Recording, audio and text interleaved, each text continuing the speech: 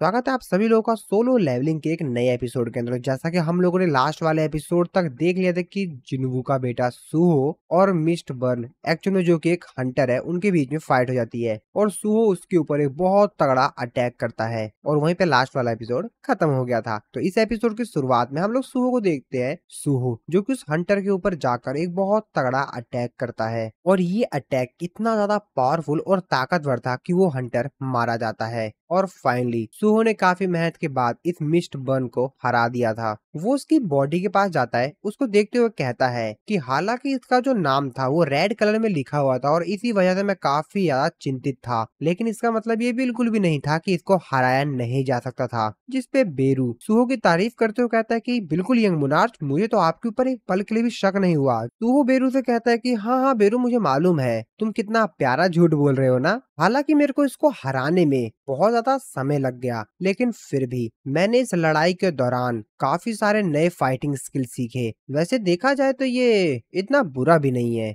Okay, चलो देखते हैं कि आखिरकार मेरे को इस मिशन को कंप्लीट करने के बाद क्या रिवॉर्ड मिला है। और फिर वो अपनी विंडो स्टेटस को ओपन करता है। जैसे वो अपनी विंडो स्टेटस को ओपन करता है तो उसका सिस्टम उसको नोटिफाई करके बताता है कि आपका जो क्वेस्ट है वो कंप्लीट हो गया है, तो आप अपना रिवॉर्ड चेक करना चाहोगे। सो वो कहता है अरे हाँ बिल्कुल यार, इतनी मेहनत मैंने इसी के लिए तो की थी। और फिर उसका रिवॉर्ड ओपन होता है जहाँ पर उसको बताया जाता है कि आपको रिवॉर्ड के तौर पर र्यून स्टोन मिला है, स्टॉर्म स्लैश। और अब सुहो को यहाँ पर एक नई स्किल मिल जाती है जो कि एक्चुअल में थी स्टॉर्म स्लैश। तो दोस्तों असल में स्टॉर्म स्लैश एक ऐसी स्किल है जिसकी वजह से सुहो अब से जो कोई भी स्वॉर्ड पकड़ेगा उस स्वॉर्ड के अंदर और भी काफी सारे जो पावर्स है वो आ जाएगी। काफी सारे एनिमी के ऊपर एक साथ अटैक कर सकता है, लेकिन हाँ इसमें इसको इसकी 50 माना यूज करनी पड़ेगी इस स्किल का इस्तेमाल करने के लिए। और सुहो भी इस स्किल को पाकर काफी ज्यादा खुश होता है। वो अपने मन में सोचते हुए कहता है कि हालांकि ये वो स्किल नहीं है जो मैं चाहता था, लेकिन फिर भी ये उन स्किलों में से है जिसको कि मैं सबसे ज्यादा चाहता था। चलो कोई ना कोई तो मेरे को स्किल मिली गई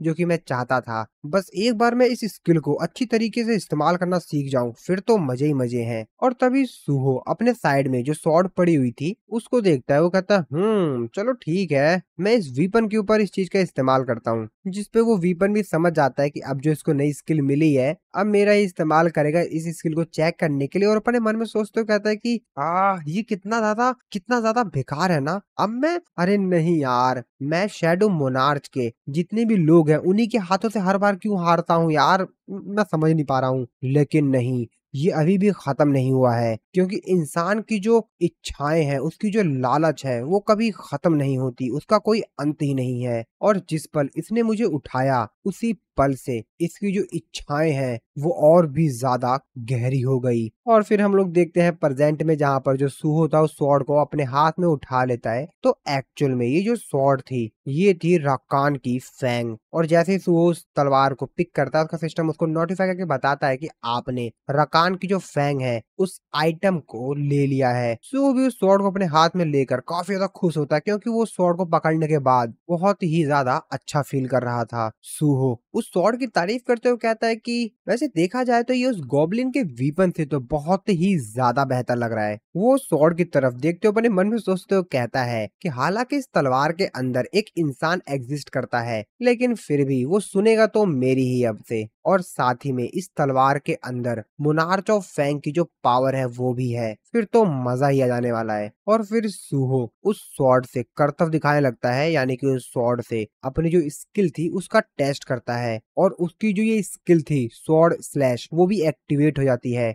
और एक्टिवेट होने के बाद वो स्वॉर्ड क्या तबाही मचाती है। सुहो जिस चीज के ऊपर उस स्वॉर्ड को घुमाता है वो पूरी की पूरी जो चीज होती है पूरी तरीके से डिस्ट्रॉय हो जाती है। और वो एक साथ काफी सारे स्टोन के ऊपर अटैक करता है और सारे के सारे स्टोन्स को एक ही बार में डिस्ट्रॉय कर देता है। सुहो अपनी इस स्किल की तारीफ करते हुए कहता है कि हालांकि ये वाली जो स्किल है वो मेरी काफी ज्यादा माना इस्तेमाल कर रही है, लेकिन इतनी ज्यादा खतरनाक पावर ये मुझे बहुत पसंद है। तभी बेरू सुहो से कहता है कि यंग मोनार्च, आपकी जो शैडो एक्सट्रैक्शन स्किल है उसकी तुलना में आपकी बाकी सभी जो स्किल है वो तो फीकी है, क्योंकि आप शैडो एक्सट्रैक्शन एबिलिटी का इस्तेमाल कर कर 1000 से भी ज्यादा शैडोज को अपनी आर्मी में ऐड कर सकते हो और वो इन स्किल से 1000 गुना बेहतर है। तभी साइड में बेहोश पड़ा जो लिम होता है उसको भी होश आ जाता है। उसको तो कुछ पता ही नहीं था कि यहाँ पर क्या हुआ है। वो बेचारा उठकर सोचने लगता है कि मैं इस समय हूँ कहाँ पर, और तभी वो अपने सामने सूहो को देखता है। सूहो कहता है, ओ लिम सर आप उठ गए। वो सूहो से पूछता है कि सूहो यहाँ पर क्या चल रहा था, क्या हुआ यहाँ पर। तभी वो अपने सामने बेहोश पड़े हंटर को देखकर कहता है, अबे ये कौन है भाई। सूहो उससे कहता है कि वैसे ये बहुत बड़ी स्टोरी है, चलो मैं तुमको यहाँ से बाहर लेके चलता हूँ, तब मैं तुमको आराम से सुनाऊंगा सब कुछ, ठीक है। इसके बाद हम लोग गेट के बाहर का सीन देखते हैं। सूहो लिम को वहां से सही सलामत बाहर ले आता है। साथ ही में सूहो ने यहाँ पर काफी सारे बाकी जो यहाँ पर लेबर थे और ई रैंक के हंटर्स थे उन सभी की जान बचाई थी। वो सभी भी यहाँ पर बाहर आ जाते हैं। सूहो लिम को एक जगह बैठाकर वापस से गेट के अंदर जाने लगता है और उससे कहता है कि ठीक है तुम यहाँ पर इंतजार करो, मेरा बाकी जो यहाँ पर डंजन्स के अंदर बाकी लोग बचे हुए हैं मैं चेक कर। वो लिम को वहां पर बैठा देता है और उससे कहता है कि ठीक है तुम यहाँ पर बैठो, मैं डंजन के अंदर देख कर आता हूँ कहीं कोई बचा हो। जिस पे लिम भी कहता है कि हाँ ठीक है ठीक है, और फिर सूहो गेट के अंदर चला जाता है। लिम तो अभी भी बस सूहो को ही देख रहा था। वो अपने मन में सोचते हुए सूहो की तरफ देखते हुए कहता है कि एक ई रैंक का हंटर जिसके पास समनिंग स्किल है और मामूली जो लोग हैं उनसे तो इसकी कोई तुलना ही नहीं है, और वैसे आखिरकार सूहो कितना ज्यादा स्ट्रांग है। हाँ लेकिन अभी इस समय ये सब मैटर नहीं करता। इस तरफ हम लोग बाकी सभी लोगों को देखते हैं जो कि अंदर की कहानी बता रहे थे कि अंदर क्या क्या हुआ, और काफी सारे लोग तो डरे भी हुए थे। लिम तो बस अपने चारों तरफ का नजारा देख रहा था। वो आगे कहता है कि वैसे इन सब चीजों से कोई फर्क नहीं पड़ता कि सूहो कितना ज्यादा ताकतवर है, वो क्या क्या कर सकता है। सबसे ज्यादा इम्पोर्टेंट बात ये है कि सूहो ने इन सभी को सही सलामत बाहर ले आया। इस तरफ डंजन के अंदर हम लोग सूहो को देखते हैं जिसके ऊपर फिर से फैंग लाइकन अटैक कर देते हैं, लेकिन सूहो उन सभी लोगों को निपटा देता है। असल में सूहो डंजन के अंदर वापस इसलिए भी आया था ताकि वो अपना लेवल अप कर सके, और सूहो इन लोगों को मार मार के काफी ज्यादा थक गया था। वो बेरू से कहता है कि वैसे अभी भी यहाँ पर काफी सारे वुल्फ टाइप के जो मैजिक बीस्ट है वो हैं। चलो कोई नहीं, मुझे क्या, मुझे तो इन लोगों को फटाफट खत्म करके अपना लेवल अप करना है। बेरू भी कहता है कि बिल्कुल यंग मोनार्च, ये सभी आपके एक्सपीरियंस हैं, ये आपके एक्सपीरियंस पॉइंट्स को बढ़ाएंगे, तो फटाफट इन लोगों को निपटाइए और अपने लेवल को और भी ज्यादा इंक्रीज करिए। तभी सूहो कहता है कि ये सब तो ठीक है, लेकिन आखिरकार ये जो स्वॉर्ड है इसने एकदम से ही अपने जो अटैक थे वो एकदम से कम क्यों कर दिए। जिसपे वो स्वॉर्ड सूहो से कहता है, तुम्हें क्या लगता है कि मैं शैडो मोनार्च के खून के साथ मिलकर लड़ूंगा। जिसपे बेरू उसके ऊपर चिल्लाते हुए कहता है कि हाँ हाँ, तुम तो बस अपनी जो ताकत है वो कमजोर लोगों के खिलाफ दिखाते हो ना, ये कितनी ज्यादा बेशर्मी की बात है ना। जिसपे वो स्वॉर्ड कहता है, हाँ बेशर्मी, जो भी हंटर मुझे अपनाता है मैं उसको बहुत ज्यादा ताकतवर बना देता हूँ, और आखिरकार एक हंटर ताकत से ज्यादा किससे प्यार करेगा। और ज्यादातर जो लोग मुझे छूते हैं, मुझे चाहते हैं, उनका सिर्फ एक ही टारगेट होता है कि वो अपनी करंट स्ट्रेंथ से और भी ज्यादा स्ट्रांग हो जाएं। जिसपे बेरूस की बेइज्जती करते हुए कहता है, अच्छा ऐसी बात है, वैसे यंग मोनार्च ने तो तुमको हरा दिया ना। वैसे यंग मोनार्च काफी ज्यादा स्ट्रांग ओपोनेंट है ना। जिसपे वो कहता है कि हाँ हाँ ठीक है। और सूहो इन दोनों की बकवास सुन के परेशान हो गया था। वो अपने मन में सोचते हुए कहता है कि अरे यार, पहले मैं एक बोलते हुए कीड़े से बात कर रहा था और अभी ये बोलती हुई तलवार। ये कितना ज्यादा इरिटेटिंग है यार, ये लोग कब शांत होंगे। और तभी वो साइड में देखता है तो उसे वही रूम दिखाई देता है जहाँ पर ये स्वॉर्ड थी। तो फिर सुबह उस रूम में जाता है। वो वहाँ पर देखता है तो काफी सारे जो हंटर्स थे वो वहाँ पर मरे पड़े थे। सुबह उन लोगों की तरफ देखता है और बेरू भी यहाँ पर आ गया होता है। बेरू उन लोगों की तरफ देखते हुए कहता है कि ये सभी तो मर गए यंग मोनार्च। और फिर वो स्वॉर्ड अपनी तारीफ करते हुए कहता है कि हाँ, इन सभी लोगों को मैंने मारा है क्योंकि ये लोग इस प्लेस पे आकर हरकतें कर रहे थे और इस प्लेस की रक्षा करना ये तो मेरा कर्तव्य है। और फिर क्या, सुओ उसको पकड़ लेता है। वो स्वॉर्ड बेचारा कंफ्यूज्ड हो जाता है कि आखिरकार अभी मेरे साथ क्या करने वाला है। जिस पर सूहो उसको जमीन में धसाते हुए कहता है कि तू थोड़े समय के लिए शांत हो जाएगा क्या, बहुत बकवास करता है तू। और तभी सूहो साइड में जाता है तो वहाँ पर जो हंटर मरा पड़ा था, जब सूहो उसके पास जाता है तो सिस्टम उसको नोटिफाई करके बताता है कि आप इस टारगेट को यानी कि इस पर्टिकुलर बॉडी को शैडो एक्सट्रैक्ट कर सकते हैं। सूहो कहता है ओ शैडो एक्सट्रैक्शन इन लोगों पे भी किया जा सकता है क्या।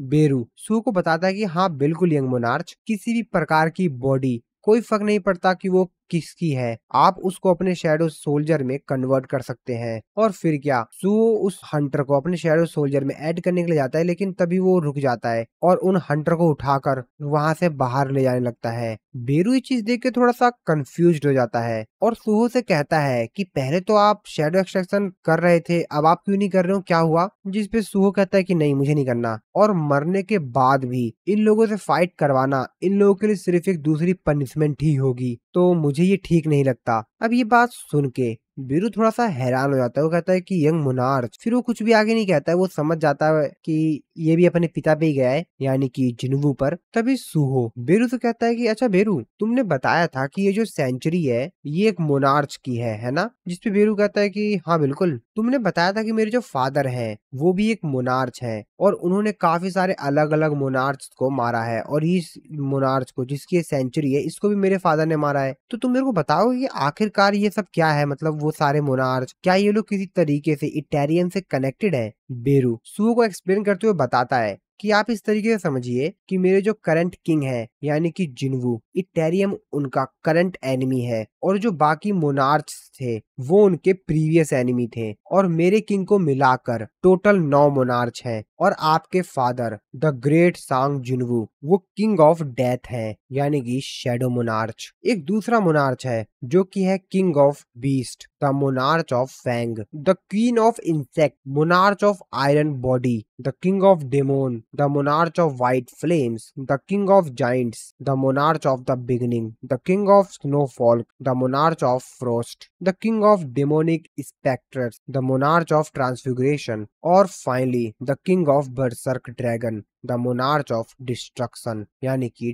Dragon king. हालांकि जितने भी 9 मोनार्च हैं उन लोगों की जो स्ट्रेंथ है, ताकत है, वो हमारी सोच से भी बहुत ज्यादा है। और जब बाकी जो 8 मोनार्च थे वो धरती के ऊपर अटैक करने के लिए आ रहे थे, तो उन सभी को मेरे किंग का सामना करना पड़ा और मेरे किंग के हाथों से उन सभी की हार हुई। ये बात सुनकर सुहो कहता है कि ओ, मेरे फादर ने इतना सब कुछ किया। ये सारी बातें सुनकर साइड में जमीन में धंसा हुआ जो रकान की फैंग होती है, यानी कि वही स्वॉर्ड, वो कहते हैं कि हाँ बिल्कुल, मोनार्च ऑफ शैडो यानी कि शैडो मोनार्च ही वो एनिमी है जिसने कि मेरे मास्टर को मारा, द मोनार्च ऑफ फैंग्स को। और अगर मेरी पावर, मेरी असली पावर मेरे पास होती ना, तो मैं शैडो मोनार्च के खून को यानी कि तेरे को इसी समय टुकड़ों में बांट देता और इन वुल्फ्स को खाने के लिए दे देता, समझा? तू हो उस स्वॉर्ड की तरफ देखते हुए अपने मन में कुछ सोच रहा था। वो अपने मन में सोच रहा था कि रस्सी जल गई पर बल नहीं गया, यानी कि ये स्वॉर्ड मेरे हाथों से हार गई, लेकिन इसकी अकड़ देखो। फिर सुहो शांत मन से कहता है कि ऐसा नहीं है कि मैं तुम्हारी फीलिंग्स को समझ नहीं सकता, मैं समझ पा रहा हूँ, लेकिन मेरे पिता भी अपनी जगह सही थे।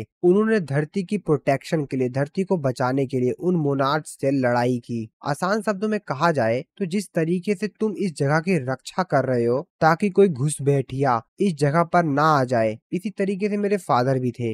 असल में मेरे फादर और तुम दोनों अपनी अपनी जगह पर ठीक ही थे, लेकिन एक चीज है जो कि मेरे दिमाग में अभी भी खटक रही है। मुझे तुम ये बताओ कि तुम मेरे से सिर्फ इसलिए लड़ रहे हो, और मेरे से अभी भी तुम सिर्फ इसलिए लड़ना चाहते हो क्योंकि मैं शैडो मोनार्च का खून हूँ? और अगर इस जगह की सुरक्षा करना तुम्हारा मिशन है और तुम मेरे फादर से सिर्फ इसलिए नफरत करते हो क्योंकि मेरे फादर ने मोनार्च ऑफ फैंग को हरा दिया, और तुम ये बिल्कुल भी नहीं समझ रहे हो कि मेरे फादर भी किसी चीज की रक्षा कर रहे थे। अब ये बात सुनकर वो स्वॉर्ड और भी ज्यादा भड़क जाता है। वो कहता है कि क्या क्या कह रहे हो तुम? तू हो उस स्वॉर्ड के पास आता है और उससे कहता है, मैं अपने मॉम एंड डैड को देखना चाहता हूँ, और मैं उन लोगों को सिर्फ आउटर वर्ल्ड के जो घुसपैठिए हैं उनकी वजह से नहीं देख सकता हूँ, और मैं उन लोगों से आउटर वर्ल्ड के जो घुसपैठिए हैं उनकी वजह से नहीं मिल सकता हूँ। और जब तक मैं उन तक नहीं पहुंच जाता हूँ, जब तक मैं अपना इस गोल को अचीव नहीं कर लेता हूँ, तब तक मैं हर उस पावर से लड़ता रहूंगा जो भी मेरे सामने आएगी, कोई फर्क नहीं पड़ता कि वो कौन है। और वैसे भी अगर इटेरियम इस जगह पर आ गया यानी कि उसने धरती के ऊपर अटैक कर दिया,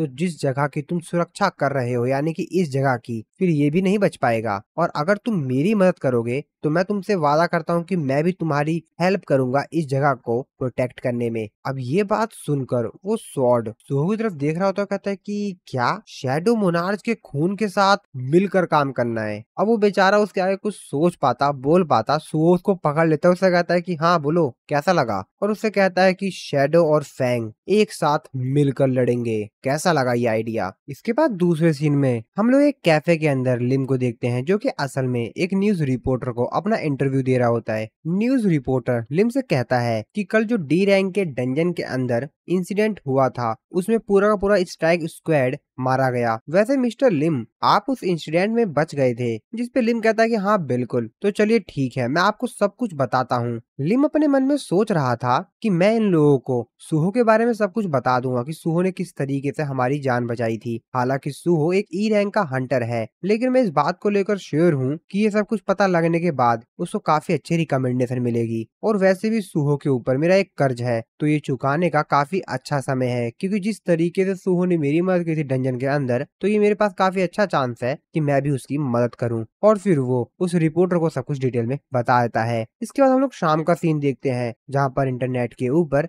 एक काफी बड़ा आर्टिकल छपता है, और ये पूरी की पूरी रिपोर्ट उसी इंसिडेंट के ऊपर थी, जहां पर सभी लोगों का इंटरव्यू लिया गया था कि आपके साथ डंजन के अंदर क्या हुआ और आप लोगों की जान किसने बचाई और आप लोग कैसे वहां से सरवाइव करके बाहर निकले। जिसके अंदर लोगों ने इंटरव्यूअर को बताया कि किस तरीके से ही रैंक के हंटर ने उन लोगों की जान बचाई और वहां पे जो मैजिक बीस्ट से उन लोगों का सामना किया। इसके बाद हम लोग दूसरे सीन में ब्लैक टॉर्टोइज गिल्ड के मैनेजमेंट टीम को देखते हैं, जहाँ पे मैनेजमेंट टीम का जो एक बंदा होता है वो सोच रहा था कि हाँ यार काफी ज्यादा टाइम हो चुका है, तो हम लोगों को कुछ नए पोर्टर्स को हायर कर लेना चाहिए। वो अपने मैनेजर से कहता है कि सर हम लोग को कुछ पोर्टर्स को हायर कर लेना चाहिए अपनी पिकअप टीम के लिए, जिससे कि उन लोगों को ज्यादा सामान ना उठाना पड़े। तो मैं सोच रहा था कि हम लोगों को कुछ और नए ई रैंक के हंटर्स को रिक्रूट कर लेना चाहिए। तभी उनका जो मैनेजर होता है वो कहता है कि हाँ बात तो तुम्हारी सही है, अच्छा ठीक है मैं तुमको एक कैंडिडेट की डिटेल भेज रहा हूँ, तो एक बार चेक करो ये कैसा रहेगा। जिसपे वो कहता है अच्छा ठीक है सर मैं देखता हूँ, ये अच्छा ये एक ई रैंक का हंटर है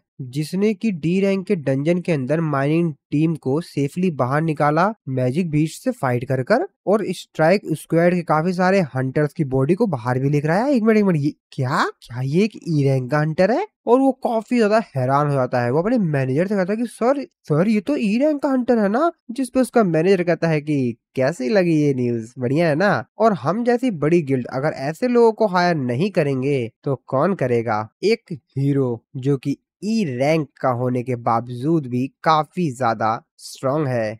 जिसपे उसका असिस्टेंट कहता है कि हाँ ठीक है सर मैं इससे फटाफट कांटेक्ट करता हूँ। और एक्चुअल में कोई और नहीं सुहो ही था दोस्तों। तो सुहो भी अब जिन्वू की तरह पॉपुलर होने लगा है। और फिर काफी समय बीत जाता है। उनका मैनेजर अपने असिस्टेंट से पूछता है कि वैसे सुहो ने कोई रिप्लाई दिया क्या, और वैसे भी हमने उसको ब्लैक टॉर्टोइज गिल्ड के अंदर एक ई रैंक के हंटर के तौर पर इनवाइट किया है, इससे ज्यादा उसको क्या ही चाहिए। जिसपे उसका असिस्टेंट कहता है कि आपकी बात तो ठीक है सर लेकिन उसने मना कर दिया। ये बात सुन के उसका मैनेजर काफी ज्यादा हैरान होता है, कहता है कि क्या क्या उसने रिजेक्ट कर दिया हमारे इस ऑफर को, क्या मजाक कर रहे हो। उसने उसने ब्लैक टॉट टॉयज गिल्ड को मना कर दिया। ये कोई सेंस भी बनाता है। एक ई रैंक का हंटर इतने बड़े गिल्ड को, हमारे इतने बड़े गिल्ड के ऑफर को उसने रिजेक्ट कर दिया। जिसपे उसका असिस्टेंट कहता है कि हाँ सर उसने कहा कि उसका किसी भी गिल्ड को ज्वाइन करने का कोई प्लान नहीं है। जिसपे उसका मैनेजर चिल्लाते हुए कहता है क्या एक हंटर बिना गिल्ड के, वो अपने आप को समझता क्या है, क्या वो किसी प्रकार का एस रैंक का हंटर है क्या,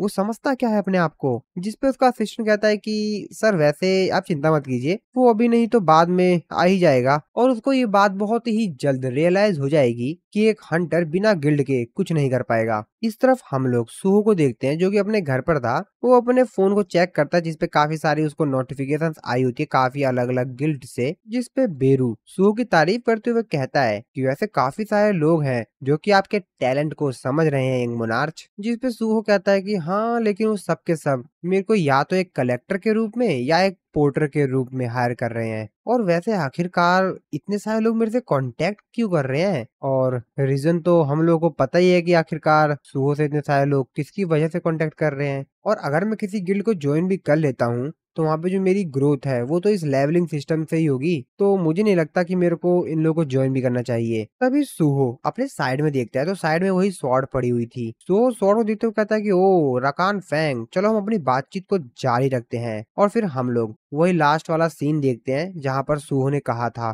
कि अब हम दोनों साथ में मिलकर लड़ेंगे। तो कैसी रही मेरी ये डील, कैसी लगी तुमको मेरी ये डील? जिसपे वो स्वॉर्ड सुहो से कहता है कि क्या क्या आखिरकार तुमने इतनी बेकार बात इतनी आसानी से कैसे कह दिया? मतलब एक शैडो, यानी कि मैं एक शैडो मोनार्च के खून के साथ एक दोस्त की तरह लड़ूंगा?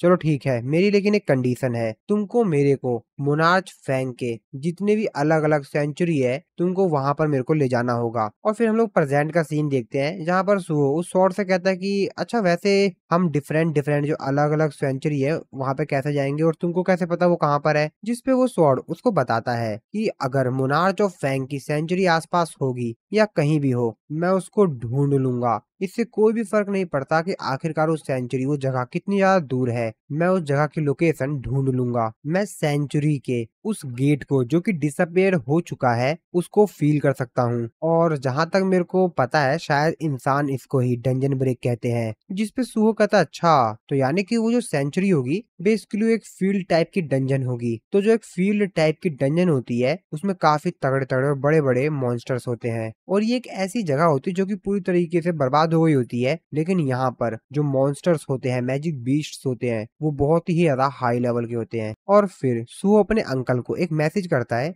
जिसमें वो अपने अंकल से कहता है कि मैं कहीं बाहर जा रहा हूँ, अगर वो उनसे कुछ समय तक कांटेक्ट ना करे तो वो उसकी चिंता ना करें। और फिर सुहो रेडी होता है अपने अगले मिशन पे जाने के लिए बेरू और अपने स्वॉर्ड के साथ। और फिर इसी सीन के साथ हमारा ये वाला जो एपिसोड है वो खत्म हो जाता है। आई होप आप लोगों को वीडियो अच्छी लगी होगी। तो मिलता हूँ मैं आप लोगों को अपनी नेक्स्ट वीडियो में।